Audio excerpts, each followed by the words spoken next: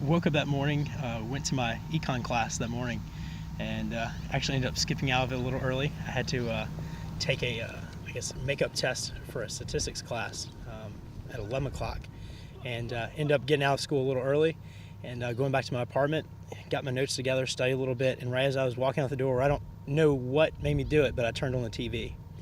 And Fox News was on, and CNN, and they were all reporting that there was a school shooting here at Virginia Tech. And immediately I just put my stuff down and, just wanted to see what was going on. I had gotten an email earlier that morning saying that, a student had been shot over in one of the residence halls. But again, I didn't think anything of it. I just thought the news was about that. And then started showing buildings, Burris and Norris and Pamplin. And I was like, well, that's on the other side of campus from West AJ. That's not in the same area. Something else is going on. And then they started bringing the bodies out. Classmates. One of the girls, it was pictured on almost every major newspaper. They were carrying her out, two at her head and one at her feet. And she was in my international global econ and world politics recitation class, a class of 15, 20 people. And here she was on the front page of the papers the next day, but on TV, she was being carried out. And immediately I knew that those are my classmates. And you lost a lot of friends last year. I did. I lost about 9 total.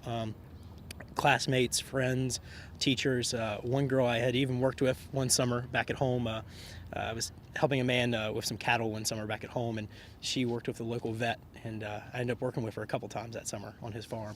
How do you even begin to deal with that? Slowly. It's a slow process. Again, hearing the names come through, knowing that you were in that class at one point, still hits home every day. Again, every time I see names, I can't go to the memorial. I walk by it, but I can't go up to it. I usually lose it whenever I go up near it. It's not the fact that that's where my friends are buried. It's just the fact that their names are on stone, and it reminds me that they're no longer here. There was an investigation after the shootings, and it found fault with Virginia Tech in terms of the speed of notifying people after the first shooting. Was that difficult? Did that create a tension between the students, knowing that the university perhaps could have done more? That's a question that's been asked a lot here. Personally, I believe that no matter what the notification was, it wasn't going to make a difference. When you have individuals like the shooter, he was too determined. If he didn't do it here, he would have gone somewhere else. He could have gone to the local Walmart, the local Kroger, the local post office, wherever, and done the same thing. So no matter what the notification process, it was still a possibility of it happening. And I believe that the people here in charge did the best they could. Again, they thought it was a localized shooting at first, and thought it was contained. So again, they did the best that they could. There were also issues behind this shooting, the issue of mental health, and also the issue that always comes back of gun control. Do you think what happened here at Virginia Tech changed attitudes in relation to either of those? I think with mental health especially, there were a lot of just openings with people, I guess, not knowing what the laws were of mental health. In the state of Virginia, there was no reporting if a person had been, asked to go seek mental health. It was never relayed to schools or any other institutions. So that lack of knowledge, I believe, hurt. And I know that the state legislature has passed laws now to close those, I guess you would call them loopholes in the system. With gun control, that's a little bit different of an issue. I'm one of the minorities here on campus. Actually, I might even be a majority. I'm not sure. It's one of those things that's not really talked about.